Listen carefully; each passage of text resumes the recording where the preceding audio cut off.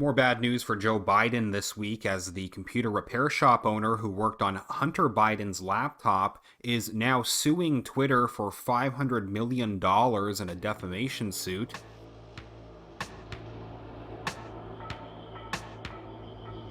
I'm sure many watching likely remember how right before the election, big tech censors tried shutting down the Hunter Biden story. Jack Dorsey locked the New York Post's Twitter account for reporting on the Biden laptop, only to reverse the decision, later admitting that he made a mistake.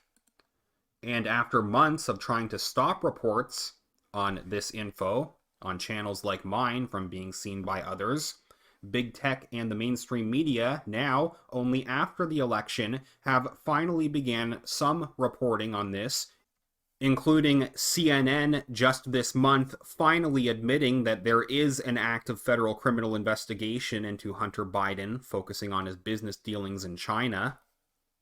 A new article at Zero Hedge has more info on this latest update they opened, saying Twitter has been sued by a Delaware computer shop owner who says the social media giant effectively labeled him a hacker after he was outed as the source of Hunter Biden's laptop. John Paul Mack, who provided signature evidence that Hunter Biden dropped his laptop off at the Wilmington, Delaware repair shop, subsequently abandoning it, says Twitter's actions forced him to shut down the Mac shop after Twitter said the New York Post's expose on the laptop violated its hacked materials policy, which they initially disallowed from being shared across the network.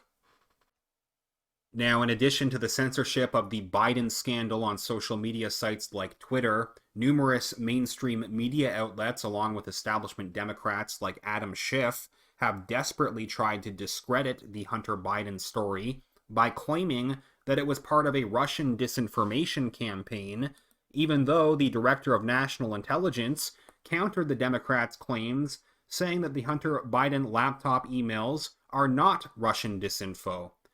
It's interesting, even if we set aside the confirmation from the Director of National Intelligence about the Biden laptop scandal, the accusations from Democrats don't really add up in connection with the original excuse behind banning this story anyway. This article at the New York Post adds how the emails detailing Hunter Biden's shady overseas business dealings are reportedly now part of a federal tax probe into Joe Biden's scandal-scarred son, but social media giant Twitter immediately blocked users from sharing it online, claiming the reporting relied on hacked materials. Mac Isaac is suing Twitter for defamation in U.S. District Court, claiming the company decided to, quote, communicate to the world that Mac Isaac is a hacker. And so, to me, it seems strange that Democrats like Adam Schiff and mainstream media outlets like Business Insider are still using the tired old claim that this is part of a Russian disinfo campaign, thereby implying that the emails are fake in an attempt to protect Biden, while their lackeys at Twitter banned the story right before the election because they say they thought the emails were hacked. So how do you hack emails that don't exist? Once again, the Democrats provide no evidence or reasoning behind their accusation. New York Post article continues, saying, in his suit, the Delaware man said he was forced to close his store and alleges that Twitter acted with malicious intent by claiming that he had hacked Hunter Biden's laptop. He is demanding $500 million in damages and a public retraction from the company.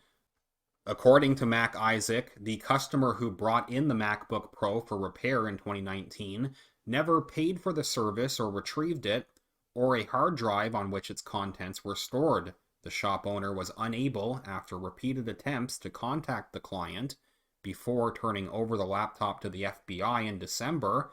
Mac Isaac made a copy of the hard drive and later gave it to former Mayor Rudy Giuliani's lawyer, Robert Costello.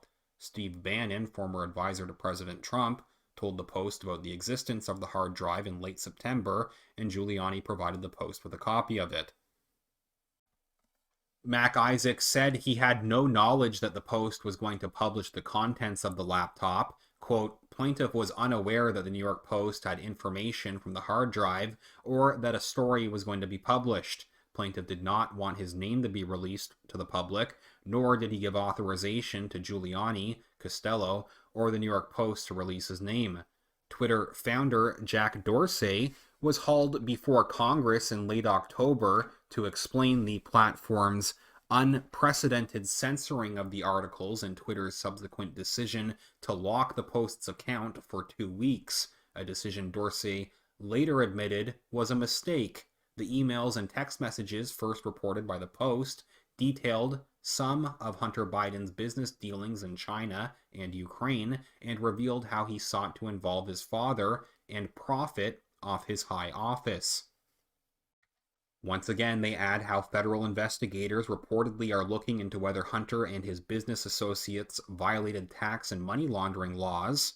In September, Republican senators released a report on Hunter Biden's business affairs that said he, quote, and his family were involved in a vast financial network that connected them to foreign nationals and foreign governments across the globe.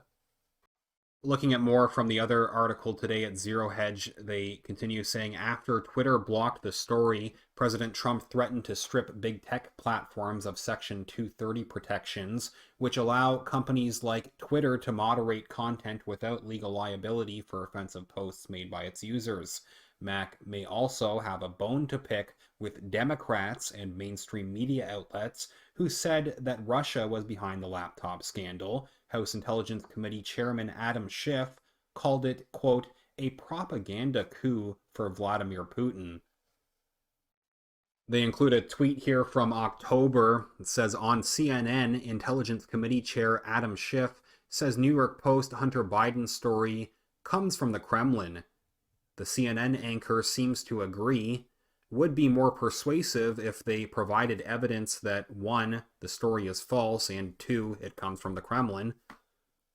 At the same time, other Democrats like Senator Chris Murphy tried pushing the same accusations, suggesting that Giuliani was a key target of Kremlin-constructed anti-Biden propaganda. Of course, multiple mainstream media outlets went along with the Democrats' evidence-free claims as well. Please leave a comment and tell me what you think about this latest update. If you could give this video a thumbs up, remember to click the like button, that's greatly appreciated, and make sure that you're subscribed to the channel. As usual, thank you so much everyone who has supported the channel so far with your donations over at Patreon or PayPal. Even just a few dollars makes a huge difference and helps me keep talking about these important issues. Patreon.com/realityreader or paypal.me/realityreader. You can find either link down in the video description where you can support this channel directly. And with all the censorship happening here at YouTube, it might be a good idea to find me over on some alternative platforms. You can find me at parler.com. Kip Simpson is my name over there. Also, I've just joined DLive. I'm going to start doing some future live streams there, probably.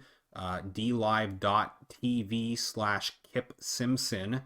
It's another backup that you can find me at. I will follow up soon. Thanks again.